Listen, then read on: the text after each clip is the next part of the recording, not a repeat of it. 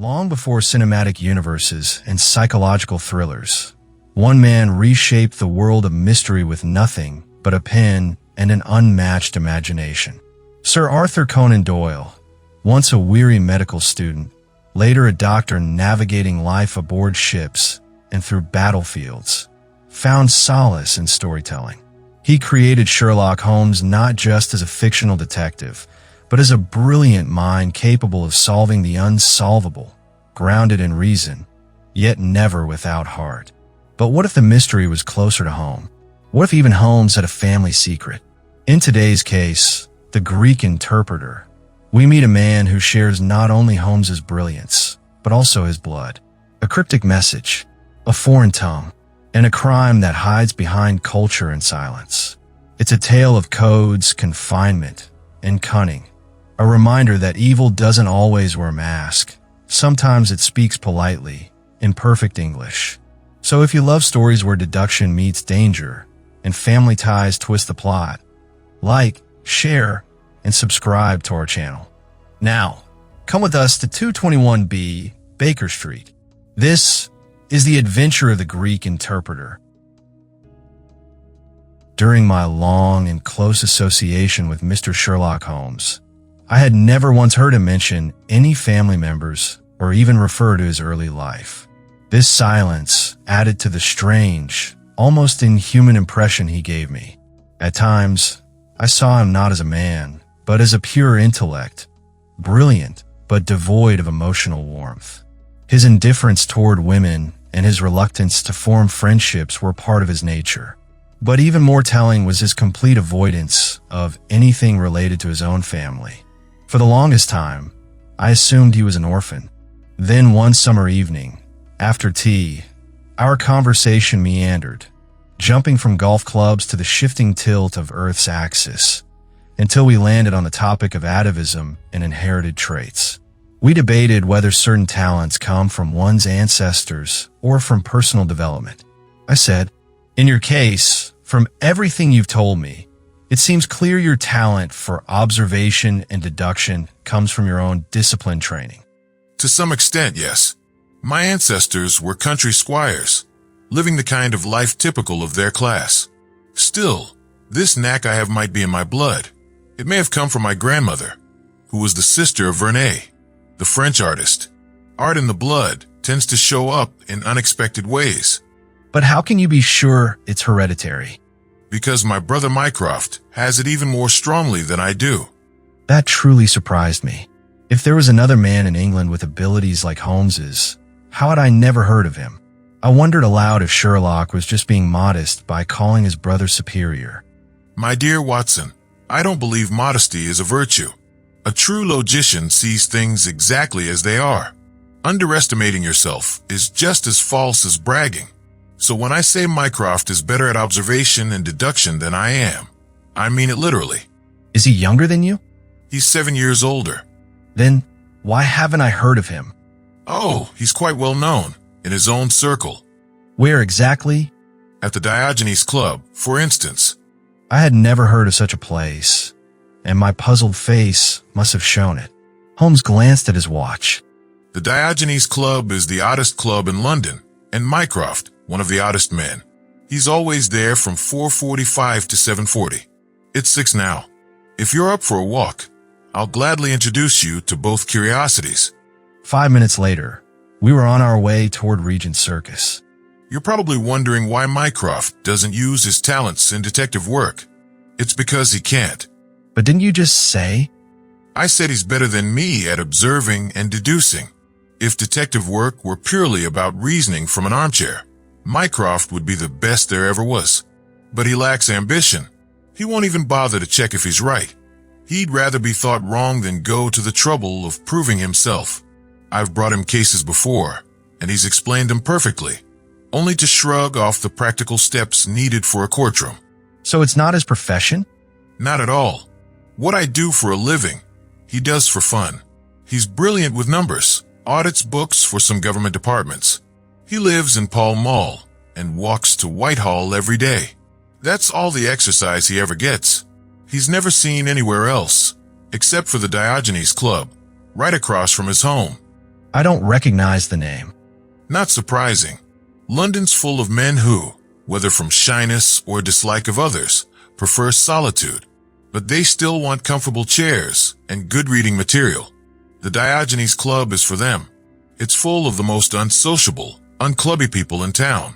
No one's allowed to acknowledge anyone else. Except in the stranger's room, no talking is allowed at all. And if you break the rule 3 times, you're expelled. Mycroft helped found it. I find the place very relaxing. As we chatted, we arrived at Pall Mall. Holmes stopped at a doorway a short distance from the Carlton, gestured for silence, and led me inside.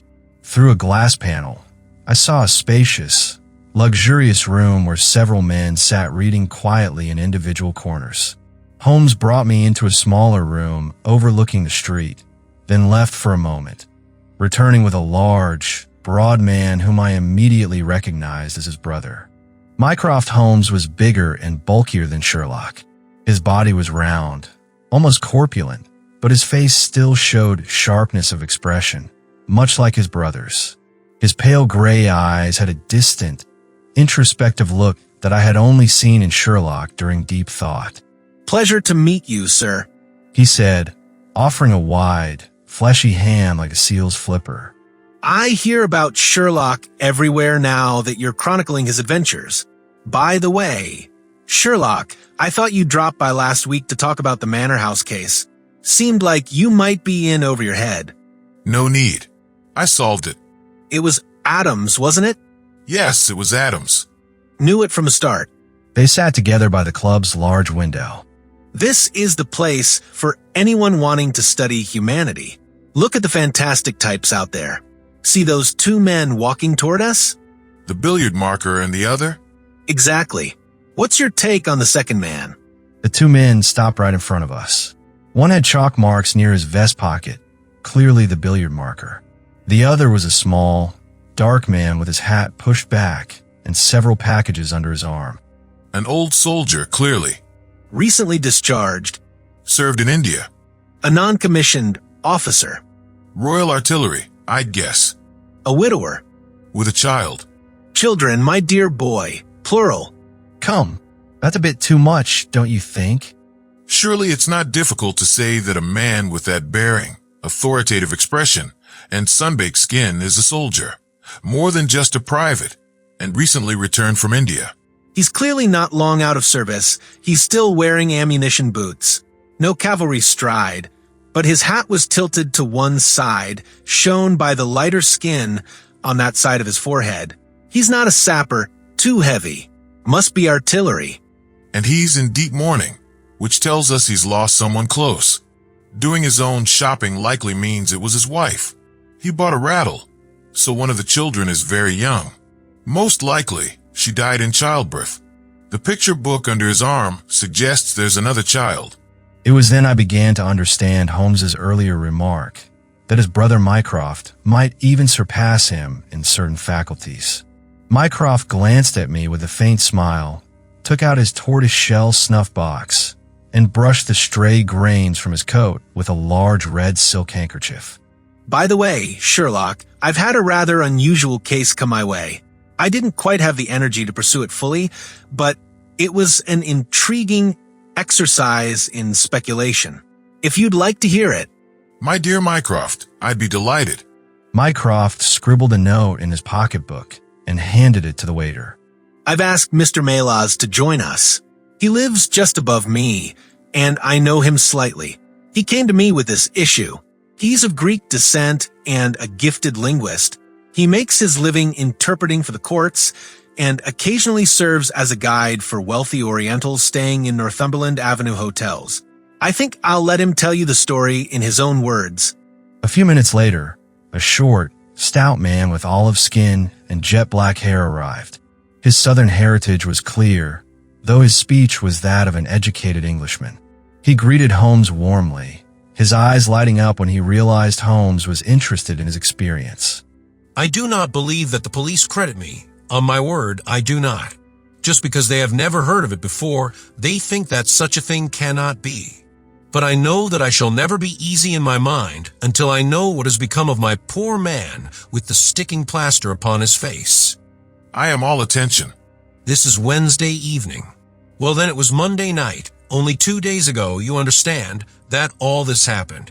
I am an interpreter, as perhaps my neighbor there has told you.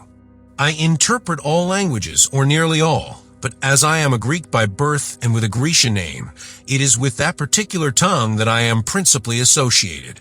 For many years, I have been the chief Greek interpreter in London, and my name is very well known in the hotels.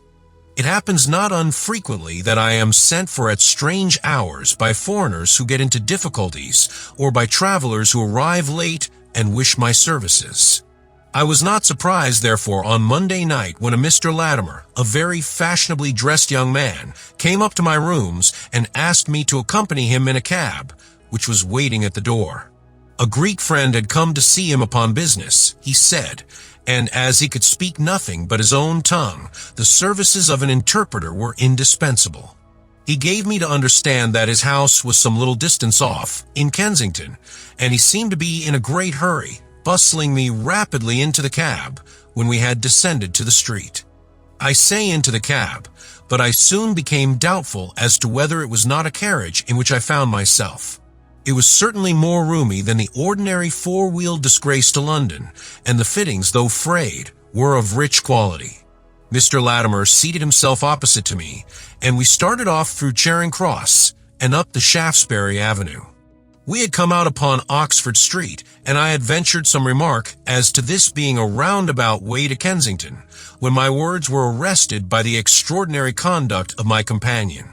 He began by drawing a most formidable-looking bludgeon loaded with lead from his pocket, and swinging it backward and forward several times, as if to test its weight and strength. Then he placed it without a word upon the seat beside him. Having done this, he drew up the windows on each side, and I found to my astonishment that they were covered with paper, so as to prevent my seeing through them. I am sorry to cut off your view, Mr. Melas. The fact is that I have no intention that you should see what the place is to which we are driving. It might possibly be inconvenient to me if you could find your way there again. As you can imagine, I was utterly taken aback by such an address. My companion was a powerful, broad-shouldered young fellow, and apart from the weapon, I should not have had the slightest chance in a struggle with him. I said, "This is very extraordinary conduct, Mr. Latimer. You must be aware that what you are doing is quite illegal." It is somewhat of a liberty, no doubt, but we'll make it up to you.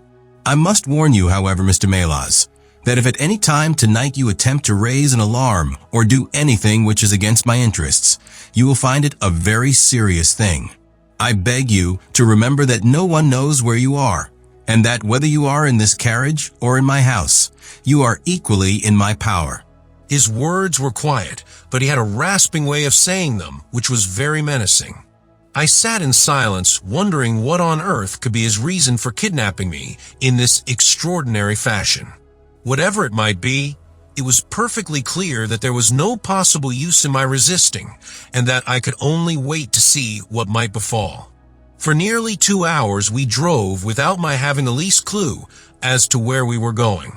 Sometimes the rattle of the stones told of a paved causeway, and at others our smooth, silent course suggested asphalt, but save by this variation in sound, there was nothing at all which could in the remotest way help me to form a guess as to where we were. The paper over each window was impenetrable to light, and a blue curtain was drawn across the glass work in front. It was 7:15 when we left Pall Mall, and my watch showed me that it was 10 minutes to 9 when we at last came to a standstill. My companion let down the window, and I caught a glimpse of a low, arched doorway with a lamp burning above it. As I was hurried from the carriage, it swung open, and I found myself inside the house, with a vague impression of a lawn and trees on each side of me as I entered. Whether these were private grounds, however, or bona fide country was more than I could possibly venture to say. There was a colored gas lamp inside which was turned so low that I could see little save that the hall was of some size and hung with pictures. In the dim light, I could make out that the person who had opened the door was a small, mean-looking, middle-aged man with rounded shoulders. As he turned towards us, the glint of a light showed me that he was wearing glasses. Is this Mr. Melas, Herald? Yes. Well done. No ill will, Mr. Melas, I hope, but we could not get on without you. If you deal fair with us, you'll not regret it. But if you try any tricks, God help you. He spoke in a nervous, jerky fashion and with little giggling laughs in between, but somehow he impressed me with fear more than the other. I asked, "What do you want with me?" Only to ask a few questions of a Greek gentleman who is visiting us, and to let us have the answers. But say no more than you are told to say, or you had better never have been born. As he spoke, he opened a door and led me into a room that seemed very richly furnished, although again, there was only a single lamp turned halfway down to light the place. The room was large, and the way my feet sank into the thick carpet told me just how luxurious it was. I glimpsed velvet chairs, a tall white marble mantelpiece, and what looked like a suit of Japanese armor off to one side. A chair had been placed under the lamp, and the older man gestured for me to sit there. The younger man had left us, but he suddenly returned through another door, bringing with him a man in a kind of loose dressing gown. He moved slowly toward us.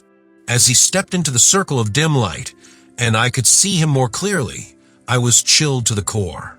His face was deathly pale, and he looked terribly thin, with eyes that were bright and burning, clearly a man whose willpower was greater than his physical strength. But what horrified me even more than his condition was that his face was grotesquely covered in strips of sticking plaster, and a large pad of it had been fixed directly over his mouth. Do you have the slate, Herald? He cried out as the strange figure collapsed into a chair. Are his hands free? Good. Now give him the pencil. Mr. Melas, you are to ask the questions, and he will write the answers. Begin by asking if he prepared to sign the papers. The man's eyes suddenly flared with fury when I asked the question. Without hesitation, he grabbed the slate and in sharp Greek letters scrawled a single word. His answer was a firm refusal. At the older man's gesture, I pressed again, asking whether there were any conditions under which he would agree. He paused, then wrote that he would only consider signing if he could see the girl married in front of him, and only if the ceremony were conducted by a Greek priest whom he personally knew and trusted.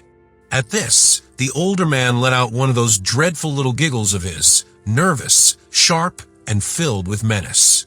You know what awaits you, then? His eyes burned with defiance as he wrote his next reply. Though threatened repeatedly, he remained unshaken. With a calm resolve, he made it clear he had no concern for his own safety. Our conversation was as strange as it was heartbreaking, half spoken, half written. Repeatedly, I was instructed to ask if he would submit and sign the papers, and each time, his refusal came with the same intense passion. Then a bold idea struck me. I quietly began slipping in a few questions of my own, harmless ones at first, just to test whether either of the two men understood Greek. When they showed no reaction, I grew bolder and took greater risks. I asked who he was. He calmly wrote that he was a stranger in London. When I inquired how long he had been held there, he replied, 3 weeks. I asked what troubled him, and he answered that they were starving him. When I questioned him about the location, he confessed he didn't know. I asked for his name. He wrote Crotides. Finally, I told him he would see her if he signed, and to that, he wrote with quiet defiance that he would never see her because he would never sign. He was from Athens. Another 5 minutes, Mr. Holmes, and I would have uncovered the entire story right in front of them. My very next question might have revealed everything, when suddenly a woman stepped into the room, tall and graceful, with flowing black hair and dressed in a loose white gown. She spoke in broken English, calling out to Harold, explaining she couldn't bear the loneliness upstairs any longer. But the moment her eyes fell on the emaciated figure under the lamplight, her voice cracked in shock. She recognized him instantly. Switching to Greek, she cried out in disbelief it was Paul. The moment her voice reached him, the man in the chair seemed to come alive with sudden energy. With a desperate burst of strength, he ripped the plaster from his mouth and shouted her name in Greek. Overwhelmed with emotion, he rushed into her arms as though clinging to the last hope he had left in the world. But their reunion lasted only a moment. The younger man grabbed the woman and forced her out of the room. The older man easily overpowered the weak and starving Crotides and dragged him away through another door. For a brief moment, I was left alone in the room. I jumped to my feet, thinking I might discover some clue about where I was. But I froze when I looked up and saw the older man standing in the doorway, staring straight at me. That will do, Mr. Melas. You see, we brought you into our confidence for a very private matter. We would not have involved you if our original Greek-speaking associate hadn't been forced to return to the East. We needed a replacement, and we were fortunate enough to learn about your abilities. I gave a slight bow. There are 5 sovereigns here. I hope that will be a suitable fee. But remember, if you breathe a word of this to a single human soul, just one, then may God have mercy upon yours. I cannot even describe the loathing and horror I felt toward that insignificant-looking man. Now that the lamplight fell more clearly upon him, I could see him better. His face was sharp and sallow, his little pointed beard was sparse and poorly kept. He leaned his head forward when he spoke, and both his lips and eyelids twitched constantly, like someone afflicted with St. Vitus's dance. I couldn't help thinking that his odd, abrupt little laugh was also a symptom of some nervous disorder. But the real terror lay in his eyes, steel gray and glistening, cold, with a deep, cruel, relentless malice behind them. We shall know if you speak of this. We have our own means of information. Now, you'll find the carriage waiting outside. My friend will see you off. I was quickly rushed through the hallway and back into the carriage. I caught another fleeting glimpse of trees and what looked like a garden. Mr. Latimer was right behind me, and without saying a word, he took his seat opposite mine. We rode again in total silence, the windows drawn up for what felt like forever. Finally, a little past midnight, the carriage came to a halt. You will get down here, Mr. Melas. I'm sorry to leave you so far from home, but there is no other choice. If you try to follow the carriage, it will only lead to harm for you. He opened the door as he spoke, and I barely had time to jump out before the coachman lashed the horse, and the carriage sped away. I stood there, confused and looking around. I was on some sort of open heathland dotted with dark furze bushes. Far in the distance, I could see a row of houses with a few upper windows lit. On the other side, red signal lamps marked the railway line. The carriage had already vanished into the night, leaving me alone in an unfamiliar place. I stood there, peering into the darkness, trying to make sense of my surroundings. After a moment, a figure emerged from a gloom, someone walking toward me. As he came closer, I saw that it was a railway porter. I quickly asked where I was, and he told me it was Wandsworth Common. When I inquired about getting back to town, he said I could reach the last train to Victoria if I walked a mile or so to Clapham Junction. And so, that was the end of my strange adventure, Mr. Holmes. I don't know where I was or who those men were or anything beyond what I've just told you.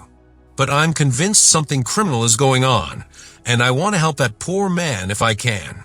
The next morning, I told the entire story to Mr. Mycroft Holmes and later to the police. We all sat in silence for some time after hearing Mr. Melas's astonishing story. Then Sherlock turned toward his brother. Any steps taken? Mycroft reached for a copy of the Daily News that lay on the side table. Listen to this. Anybody supplying any information about a Greek gentleman named Paul Crotides from Athens who is unable to speak English will be rewarded. A similar reward will be paid to anyone who provides information about a Greek lady whose first name is Sophie. X2473. That ran in all the newspapers. No responses. What about the Greek legation? I inquired. They know nothing. Then why are the head of police in Athens? Sherlock has all the energy in the family, said Mycroft, turning to me. Well, by all means take the case on. Let me know if you uncover anything useful. Certainly. I'll keep both you and Mr. Melas informed. In the meantime, Mr. Melas, I strongly advise you to be on your guard.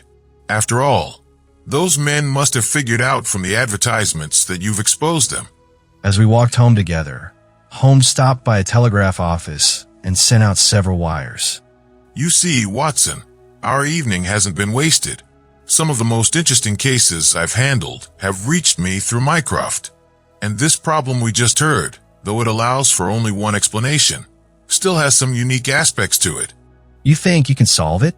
Well, considering what we already know, it would be quite strange if we couldn't figure out the rest. Surely, you formed some sort of theory about what's going on. In a general way, yes. Then let's hear it. It seems clear to me that this Greek girl was kidnapped by the young Englishman, Harold Latimer. Kidnapped from where? From Athens, perhaps. This young man couldn't speak a word of Greek. The woman, however, spoke English fairly well. That suggests she had been in England for some time. He clearly hadn't been to Greece. Then perhaps she came to England on a visit, and this Harold convinced her to run away with him. That's more likely. Then the brother, and I'm assuming here that he is her brother, comes to England to intervene.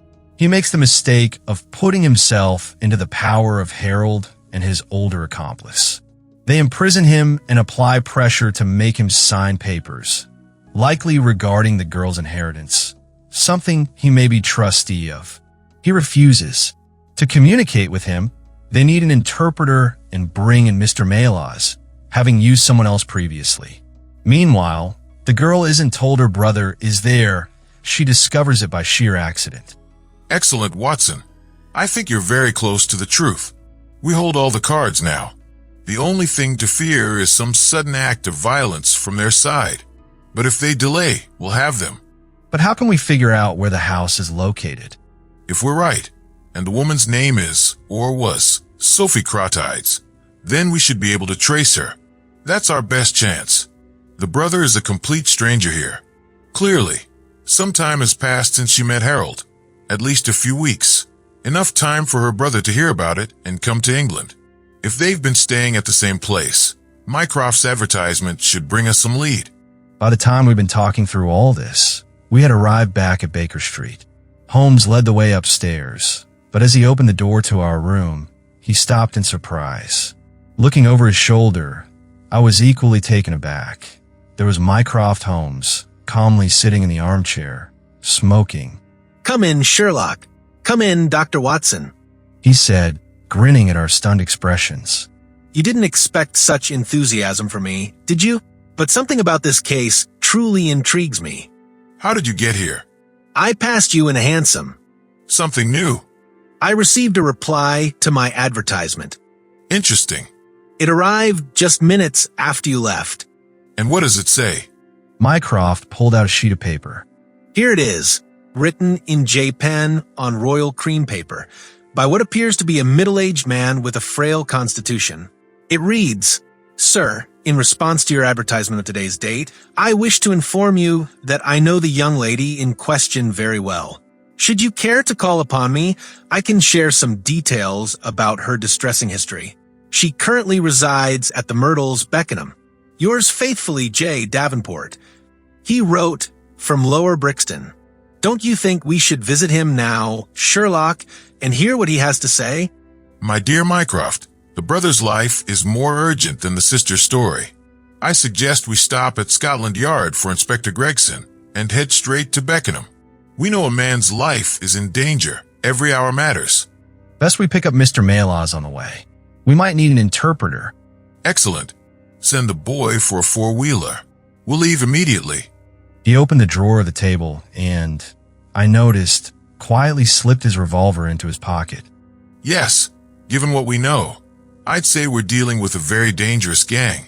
By the time we reached Mr. Melas's rooms in Pall Mall, it was almost dark, but someone had already come for him, and he had left.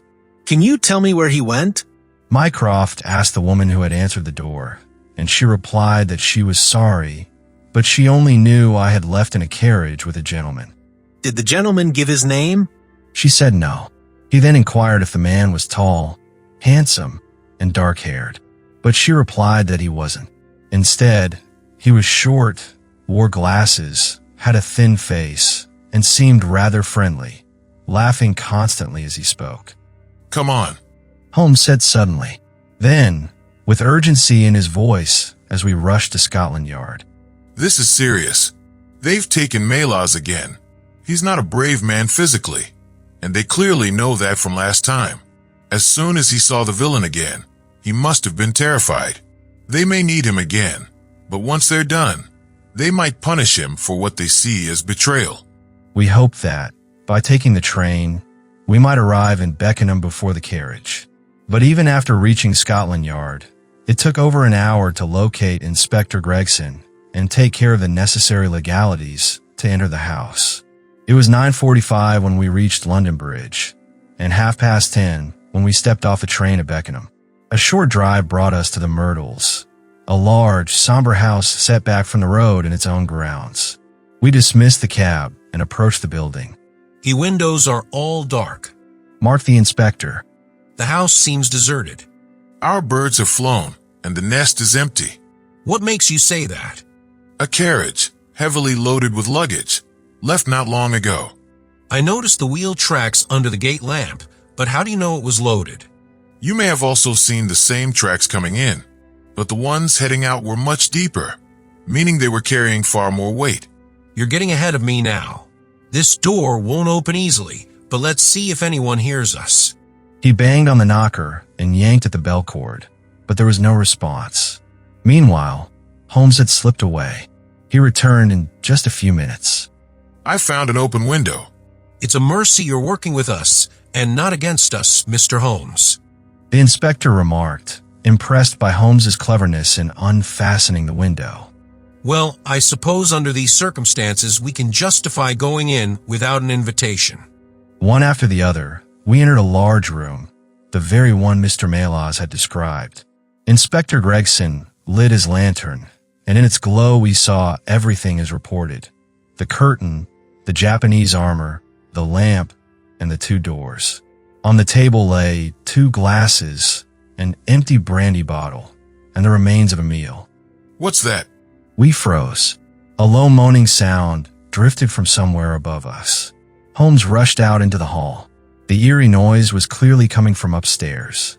We chased after him, Gregson and I close behind, Mycroft following as fast as his eyes allowed.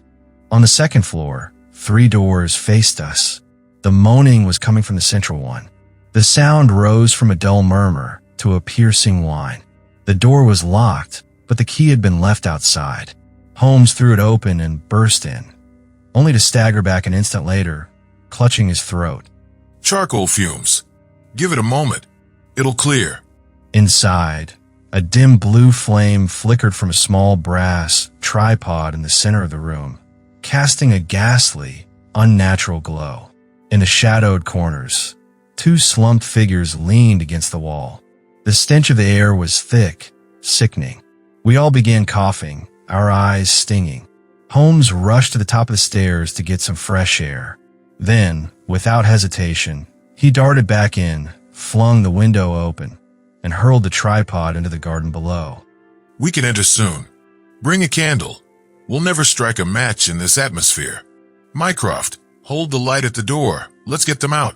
We charged in and dragged the 2 men into the lit hallway. Both were unconscious, blue-lipped, swollen, with bulging eyes. Their faces were so distorted we barely recognized the bearded figure as Mr. Melas. His hands and feet were tightly bound, and he had a vicious bruise over one eye. The other man, tall and emaciated, had strips of sticking plaster crisscrossed grotesquely over his face. He no longer made a sound, and from his lifeless posture, it was clear we were too late to save him. But Melas still lived. With ammonia, brandy, and care, I had the satisfaction, within the hour, of watching him open his eyes. I knew then that I had pulled him back from the very brink of death. His story was short and aligned perfectly with our deductions. The same giggling villain had appeared at his rooms, this time wielding a life preserver, and terrified Melas into submission. He was abducted again, taken swiftly to Beckenham, and forced to interpret during another dreadful confrontation. The two Englishmen once again threatened the Greek prisoner with death unless he complied. When he refused, they locked him away, berated Melas for his treachery, as revealed by the newspaper ads, struck him unconscious with a stick, and left him to die in that gas-filled room. He remembered nothing more until he awoke to find us there. And so concluded the strange affair of the Greek interpreter. Though some mystery still surrounds it, we learn through the man who answered Mycroft's ad that the young woman, Sophie Crotides, was from a wealthy Greek family. While visiting friends in England, she had fallen under the influence of Harold Latimer, who convinced her to elope. Her friends, appalled, informed her brother in Athens, but otherwise washed their hands of the matter. When Paul Crotides arrived in England, he foolishly fell into the clutches of Latimer and his accomplice, Wilson, a man with a disgraceful past. The two men, taking advantage of Paul's inability to speak English, kept him a prisoner and tried through starvation and threats to force him into signing away his and his sister's inheritance. They kept him hidden in the house, even from Sophie. The plaster over his face was meant to prevent recognition should she catch sight of him. But the moment she did, on the night Melas was brought to the house, her instincts told her the truth. She too was a prisoner. The only others in the house were the coachman and his wife, loyal servants of the villains. Once they realized the secret was out and that Paul would never submit, the criminals fled. They left the rented house within hours, taking Sophie and believing they had silenced both Crotides and Melas permanently. Months later, a strange news clipping arrived from Budapest. It reported the deaths of two Englishmen traveling with a woman. Both had been stabbed, and the Hungarian police suspected they had turned on each other in some violent quarrel. Holmes, however, has always believed otherwise. He maintains to this day that if the Grecian girl could be found, we might yet learn how she, and perhaps fate, had brought justice to those who wronged her and her brother. And so, the mystery of the Greek interpreter drew to a close, not with flashing guns or grand escapes, but with quiet terror, cold cruelty, and an unbreakable will. It was a tale where language became a prison, silence a weapon, and a sister's cry cut through the mask of deception. At its heart, it was not just about solving a crime, but about understanding human nature, how greed twists the soul, and how courage can survive even in silence. But have you ever wondered, how did Sir Arthur Conan Doyle first imagine Sherlock Holmes? Inspired by his brilliant medical professor, Dr. Joseph Bell, whose uncanny powers of observation left students in awe, Conan Doyle dreamt of a man who could see truth where others saw nothing. A detective not of brute strength, but of razor-sharp intellect. A mind so sharp, it could read a man's past from the mud on his boots.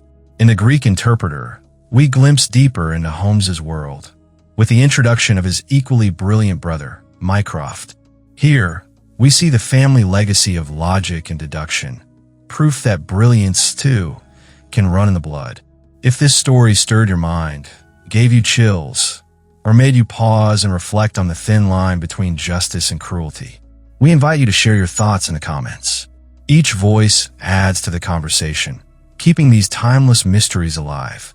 If you haven't already, like, subscribe, and share this story with others who, like you, walk the path of curiosity. And for the full immersive experience, we recommend using headphones, so that every whisper, every clue, every twist echoes a little deeper. Until our next story, stay observant, stay questioning, because in the world of Sherlock Holmes, it's not always what you see, it's what you understand. This is Echoes of Stories, where every case lives on, long after it is solved.